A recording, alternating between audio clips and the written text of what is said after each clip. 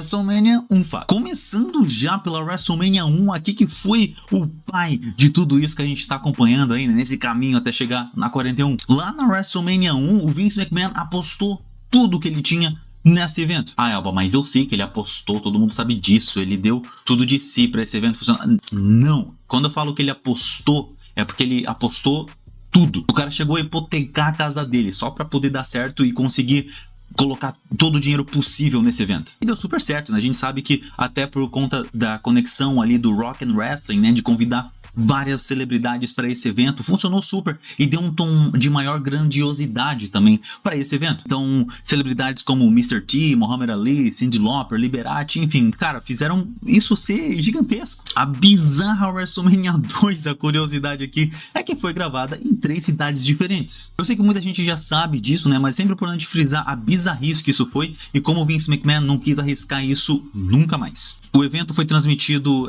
diretamente de Nova York, Chicago e Los Angeles. São 3 cidades completamente diferentes e distantes uma da outra. Eu só consigo imaginar toda a dificuldade técnica que eles tinham que fazer, né? E toda a parada de você respeitar o tempo que você tem que entrar, que você tem que fazer entrada de música, de deixar o público entretido também.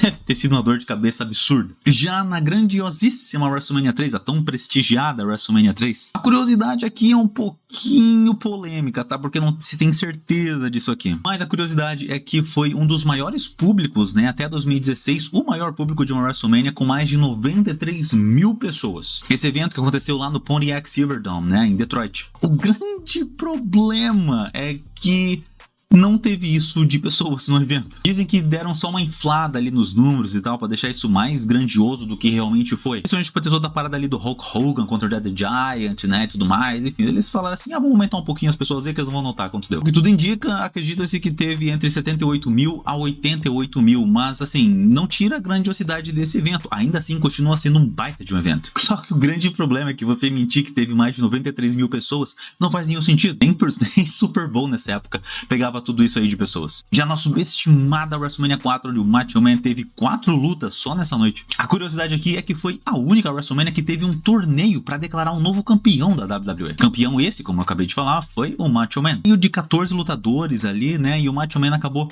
ganhando todas as lutas que ele tinha que lutar. Eu imagino que deve ter sido um cansaço absurdo, um cansaço imediato do Macho Man e dos outros lutadores também. Mas eu gosto desse estilo, assim, de fazer um torneio para declarar um novo campeão. Eu acho que não necessariamente o campeão principal da empresa, mas talvez um Intercontinental, um United States. Eu, sinceramente, não me importaria de acontecer no WrestleMania. Ainda mais que a gente tem um evento de 2 noites, né? Sensacional. Já na WrestleMania 5, a curiosidade é bem bizarra, pra falar a verdade. Foi a primeira vez que 2 campeões mundiais se enfrentaram no main event do WrestleMania. Esses campeões mundiais, no caso, né, sendo Hulk Hogan e o Macho Man Randy Savage. Isso é muito louco de pensar, né? Mas realmente é verdade. Macho Man, né, sendo o campeão da WWE ali nos anos 80, Hulk Hogan, o mesmo estilo. E o storytelling também, o storytelling dessa rivalidade aqui foi sensacional, foi completamente incrível e importante pra Golden Era também. Era pra ver quem que ficaria ali, né, com a Miss Elizabeth. O Hulk Hogan tava dando em cima da Miss Elizabeth, o Macho Man não gostou e tal, virou heel, foi um negócio muito louco. E a primeira WrestleMania também que o campeão entrando pra essa luta saiu heel e como derrotado. A WrestleMania 6 que aconteceu lá em 90, né? Conhecido por ser a luta entre Ultimate Warrior contra o Hulk Hogan. Essa foi a primeira WrestleMania que aconteceu lá no Canadá. Mais especificamente ali no Sky Dome, né? Lá em Toronto, no Canadá. Coisa que se repetiria na WrestleMania 18 e a gente vai chegar lá porque eu adoro a curiosidade desse evento. A curiosidade da WrestleMania 7 é completamente maluca. O evento teve que ser realocado para uma arena menor.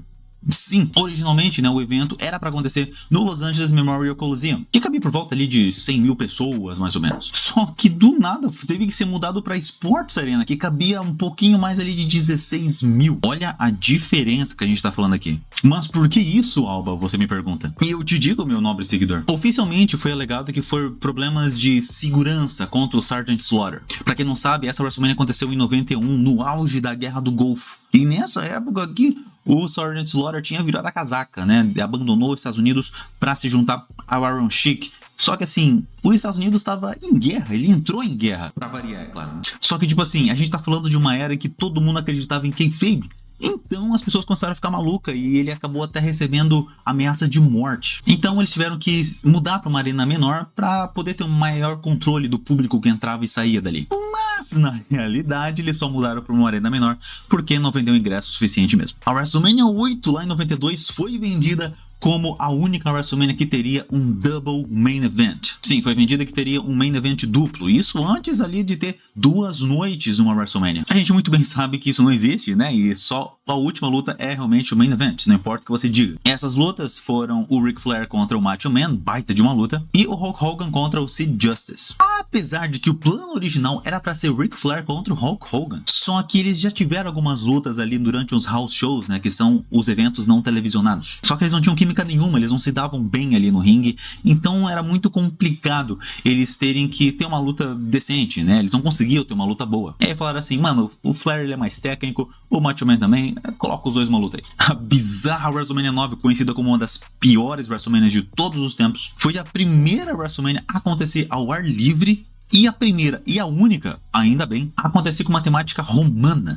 Eu não tô zoando. Todo mundo tava vestido com aquelas túnicas bizarras, um negócio meio Júlio César, assim, não fazia nenhum sentido. E uma outra curiosidade bem bizarra sobre esse evento aqui é que ele foi vendido que aconteceria em Las Vegas, né? Então aconteceria no famoso Caesars Palace. Todo mundo conhecia, super famoso. É um baita de um lugar para você poder fazer um evento. Só que assim, realmente aconteceu no Caesars Palace. Só que no estacionamento dele. E sem falar também que mal cabia gente suficiente ali, e dizem as más línguas que eles tiveram que colocar gente de graça porque o pessoal não tinha comprado ingresso e não tava entrando. Cara, como esse evento durou 41 anos, eu nunca vou entender. A WrestleMania 10 é muito interessante aqui porque ele tem 2 curiosidades muito legais. A primeira é que foi a primeira WrestleMania sem ter o Hulk Hogan no card. Nessa época que ele já tinha saído, já tinha ido pra WCW, né? Tava expandindo seus horizontes. É a primeira WrestleMania a ter 2 lutas 5 estrelas. Sim, 5 estrelas ali do nosso querido Dave Meltzer. Uma dessas lutas é o Bret Hart contra o Owen Hart, irmão contra irmão. E a segunda luta é, lógico, a Razor Ramon contra o Shawn Michaels naquela fantástica ladder match. Inclusive, pra quem não sabe, eu também dou nota pra luta, tá? Eu sempre posto lá no meu Instagram, então não esquece de seguir aí. Vamos pra bizarra WrestleMania 11, então? Vamos lá. O main event da WrestleMania 11 não foi entre 2 wrestlers, mas sim entre um ex-atleta da NFL. A luta foi contra o Bam Bam Bigelow, inclusive já fiz vídeo sobre isso e postei lá no TikTok e no meu Instagram. A luta foi o que foi, não nada de especial, não dava pra exigir muito também do Lawrence Taylor ali, né, já tava aposentado da NFL. Mas foi muito legal ver o Bam Bam Bigelow ali no main event no WrestleMania, né, foi muito interessante ver outros nomes, outros rostos participarem de eventos importantes, de lutas importantes na empresa. Mas foi bem criticado, porque nessa WrestleMania aqui teve Shawn Michaels contra Diesel, que foi uma bela de uma luta e não foi main event. WrestleMania 12 não tem nenhum segredo aqui de curiosidade, né, foi a primeira vez numa WrestleMania que a gente teve uma Iron Man match entre Shawn Michaels e o Bret Hart. Fantástica Iron Man match, né? 2 dos principais nomes ali daquela New Generation era.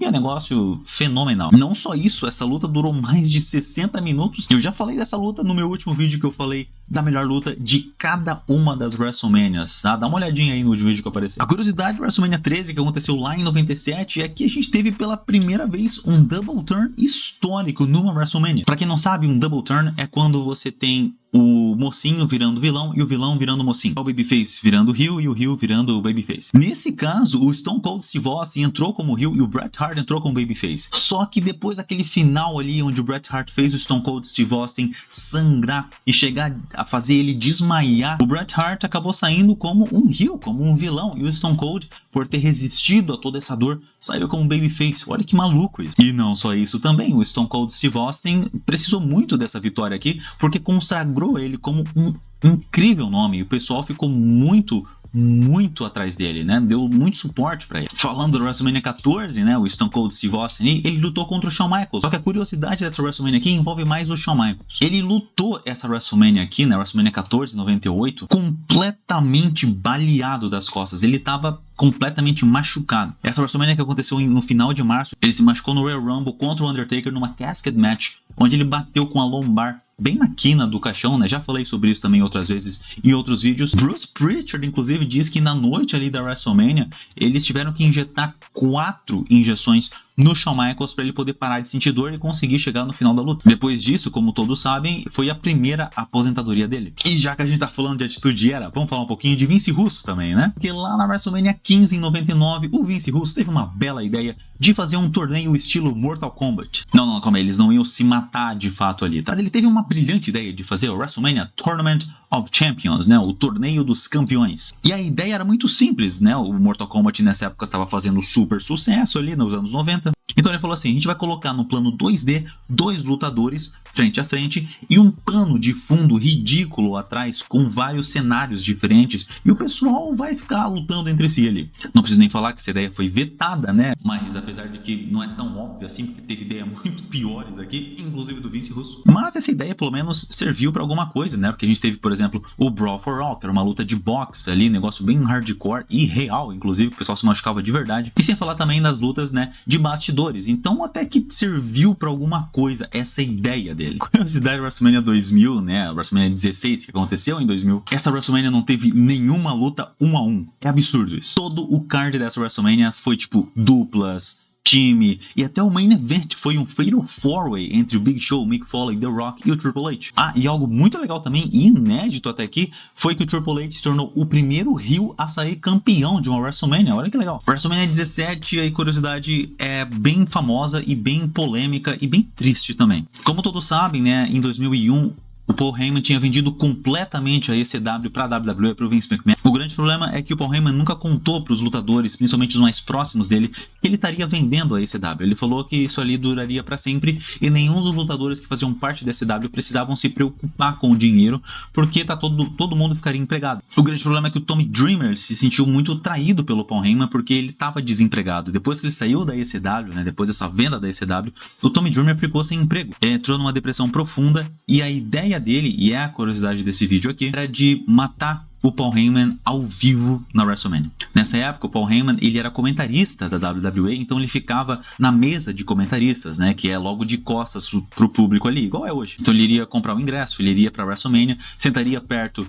da barricada, em algum momento da luta ele pularia a mureta e daria um tiro no Paul Heyman. Mas isso não foi só uma ideia, ele realmente chegou a comprar a arma dele, ele chegou a ir pro evento, parou o carro na frente do evento, pouquíssimas horas antes de começar a WrestleMania. Ele só desistiu dessa ideia porque ele, bem na hora que ele estava com o carro parado na frente da arena, ele recebeu uma ligação do Jim Ross. Nessa época, o Jim Ross ele era responsável por buscar novos talentos para a WWE e trazer gente nova para a empresa. Jim Ross falou alguma coisa parecida como: Tommy Dreamer, não se esqueça, a gente não se esqueceu de você, fica tranquilo, a gente tá pensando em você e logo você vai ouvir da gente e você vai ter um emprego de novo. Era tudo que ele precisava ouvir, jogou a arma fora e voltou pra casa. Curiosidade, WrestleMania 18 é a minha preferida e eu vou contar um pouquinho pra vocês. Mas antes, é claro, se você não conhece o canal, seja muito bem-vindo, se inscreva e deixa o like. A gente faz vídeos semanalmente nesse caminho pra WrestleMania, a gente tá fazendo vídeo aqui no YouTube, no TikTok, no Instagram, então, pô, não me deixa de seguir lá. Deixou o like, se inscreveu?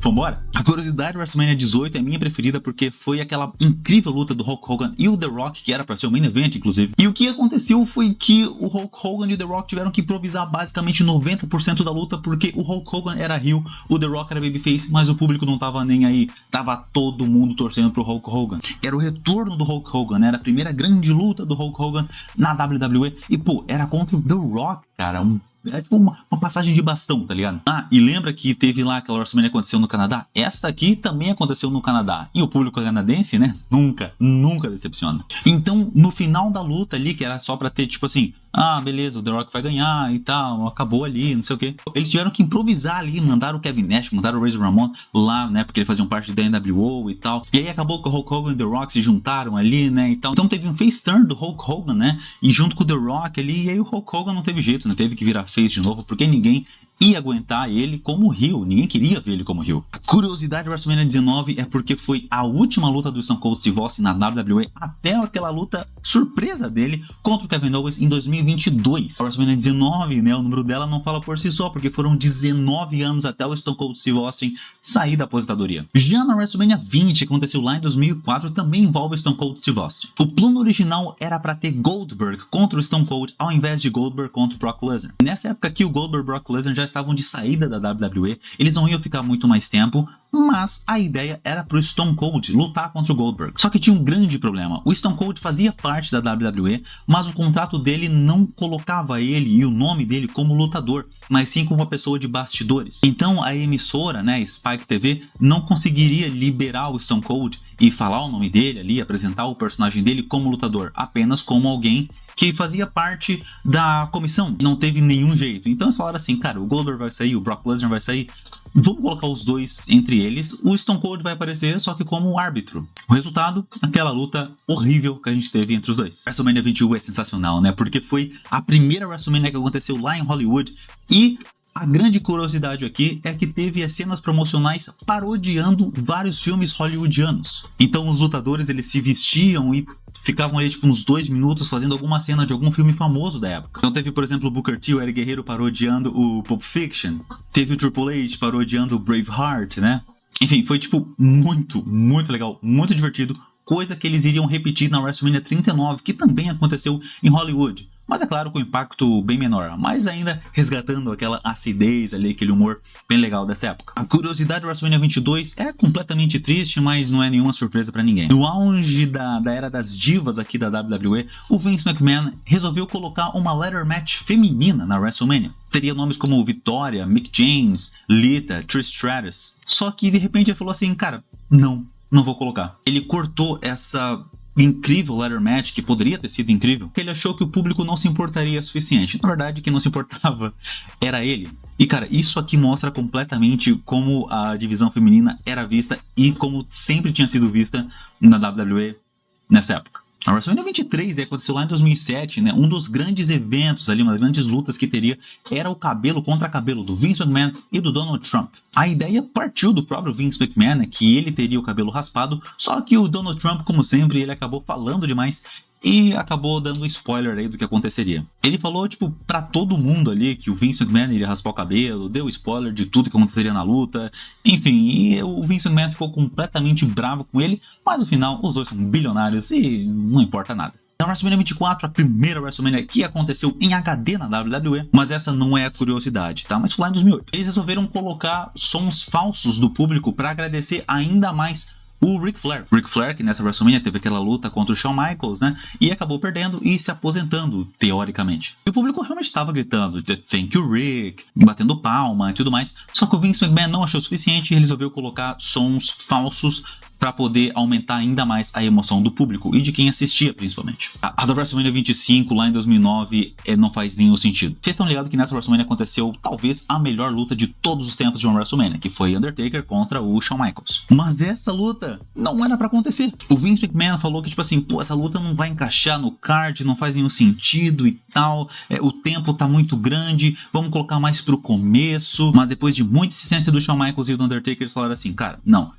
Vamos colocar essa luta na agenda normal, que vai ser bem no meio da WrestleMania, e o tempo sem cortar nada. Deixa o nosso tempo ali. Resultado, a melhor luta de todos os tempos no WrestleMania. Falando ainda de Shawn Michaels e de WrestleMania, no ano seguinte, a WrestleMania 26 em 2010, a ideia da aposentadoria do Shawn Michaels partiu dele mesmo. Só que o Vince McMahon não queria aceitar essa aposentadoria do Shawn Michaels. Se dependesse dele, o Shawn Michaels teria lutado e estaria lutando até hoje. Inclusive, quase que isso aconteceu, né? O Shawn Michaels falou e deixou muito claro que o corpo dele não aguentava mais, ele não conseguia seguir as pessoas novas que estavam entrando ali na WWE também. Então ele falou assim, cara, me deixa aqui, eu quero aposentar ainda esse ano. Vince McMahon resistiu, mas no final acabou falando ali, não, ok, se aposenta aí, vai ser contra o Undertaker mesmo. Curiosidade da WrestleMania 27 é uma curiosidade que vai se repetir daqui a pouco, mas já vai fazer sentido. Aquele main event completamente fraco, né? Assim, a WrestleMania 27 já é muito fraca, né? É a pior WrestleMania de todos os tempos, na minha opinião. E aquele main event super fraco entre o The Miz e o John Cena,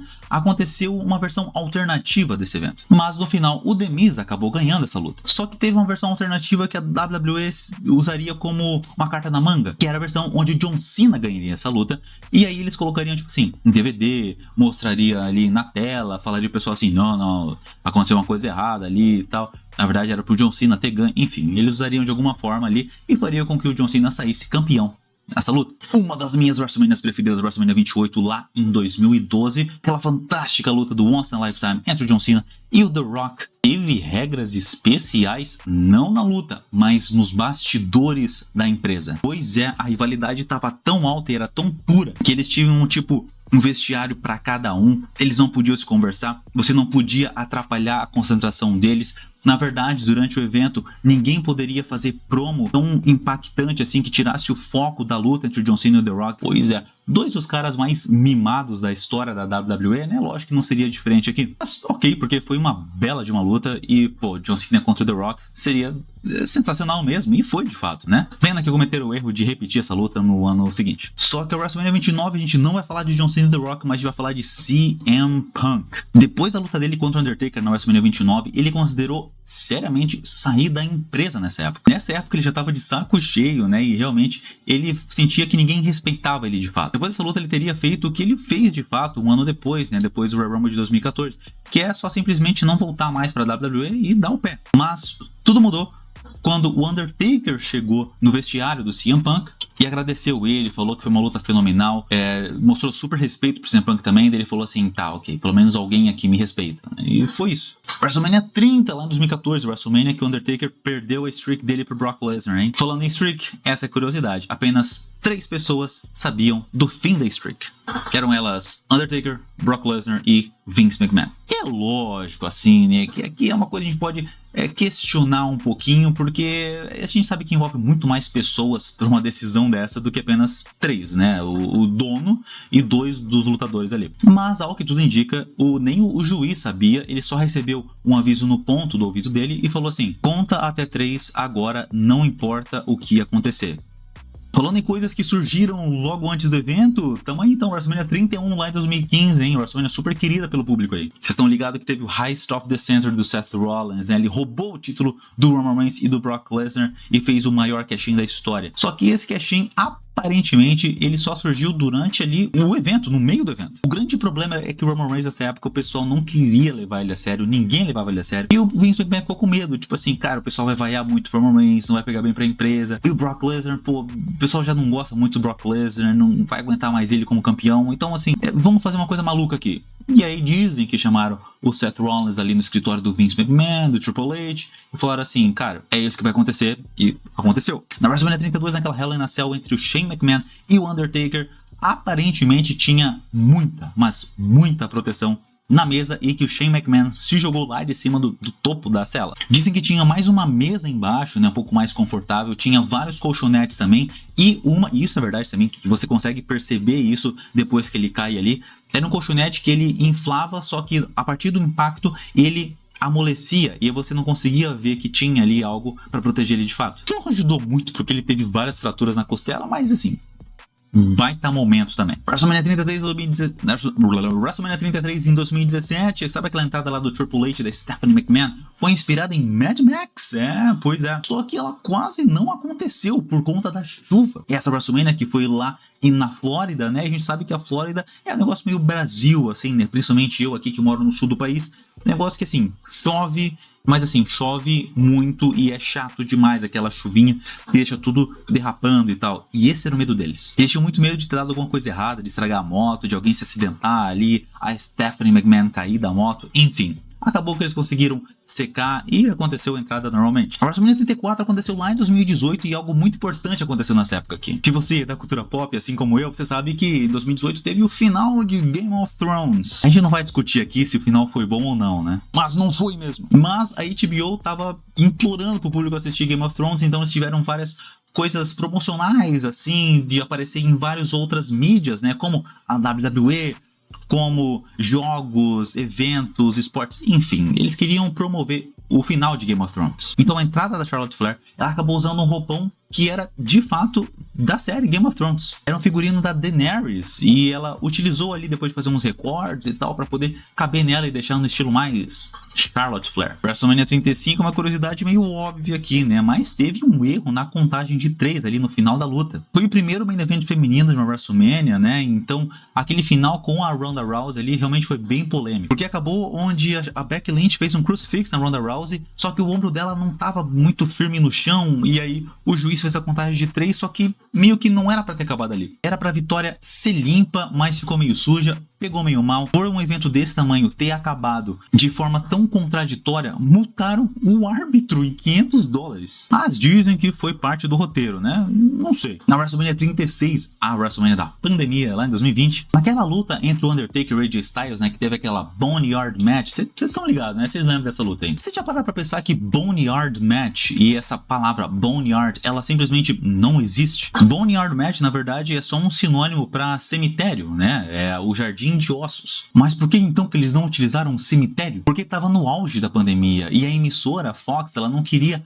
atrelar a imagem da pandemia com a WWE e vice-versa também. Então eles falaram assim, cara, vocês vão fazer negócio de morte, então faz tudo, mas não fala que é cemitério. Inventa uma palavra. E eles inventaram, né? Boneyard. E uma outra curiosidade também bem triste é que exatamente no dia da gravação, o irmão do Undertaker acabou falecendo, mas mesmo assim, o Undertaker mostrando todo o amor dele, né? E até por ser sua última luta no WrestleMania, ele passou 8 horas gravando essa luta. WrestleMania 37 em 2021 foi o retorno dos fãs pro evento do WrestleMania, né? E foi um caos completo. Não por conta das lutas, mas foi um caos técnico, né? Porque já no começo foi adiado por algumas horas o evento, porque estava chovendo demais lá na Flórida. E a grande curiosidade aqui é que o Michael Cole teve que anunciar boa parte da WrestleMania, alguns dizem que foi a WrestleMania inteira, sem o retorno do áudio no fone dele. Então ele não ouvia ele mesmo, ele não ouvia os outros comentaristas, ele não ouvia principalmente o Vince McMahon. Então eles tinham que improvisar ali na hora. Então eles faziam um negócio mais visual ali, deixavam tablets e tal. Eu imagino só a dor de cabeça que foi esse negócio. A WrestleMania 38, essa curiosidade aqui dá pra gente debater um pouquinho sobre essa curiosidade, tá? Mas dizem as más línguas que a entrada do Cody Rhodes foi avisada apenas 30 minutos antes da luta. Dizem até que nem o Seth Rollins sabia que seria o Cody Rhodes que iria aparecer ali. Mas aí eu acho que é um pouquinho demais se falar que eles teriam que inventar tudo ali na hora sem ter conversado antes da luta. Mas ao que tudo indica é que o Cody Rhodes ficou no ônibus dele mesmo, sem ninguém ver ele, e só saiu dele 30 minutos antes da luta, enquanto Seth Rollins ainda fazia a entrada dele ou algo do tipo. Bom, na WrestleMania 39 também envolve um negócio um pouco mais técnico aqui, né? Aconteceu lá em 2023, uma das minhas WrestleManias preferidas. Entre a luta do Roman Reigns contra o Cody Rhodes, né, haviam marcações em LED para o pessoal saber onde eles tinham que ficar ali durante a luta, né? Geralmente é o árbitro que avisa, né? Ou eles já tinham combinado antes e tal, mas ali, para deixar o negócio mais natural, mais fluido, existiam alguns LEDs e alguns pontos em vermelho que só os lutadores conseguiam ver,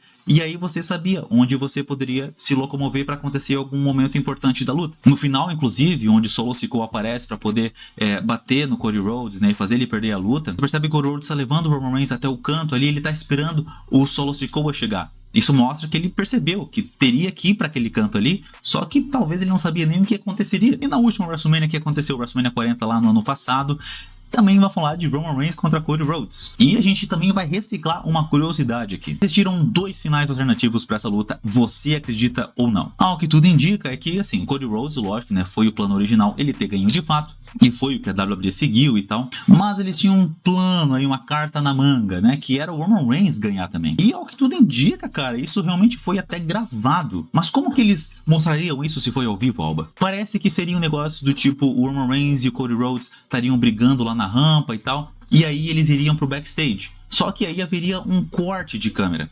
Nesse corte de câmera entraria a gravação que eles teriam feito, né, um pouco antes da luta, e aí a luta talvez teria acabado ali nos bastidores mesmo, e o Roman Reigns sairia vitorioso. O que é bem bizarro e, cara, sinceramente, a gente pode até questionar essa curiosidade aqui. Mas você sabia de todas essas curiosidades? Eu aposto que não, hein? Comenta aqui embaixo qual foi a curiosidade favorita, e não esquece de me seguir no Instagram, me seguir no TikTok, deixa o like, se inscreva no canal e a gente se vê.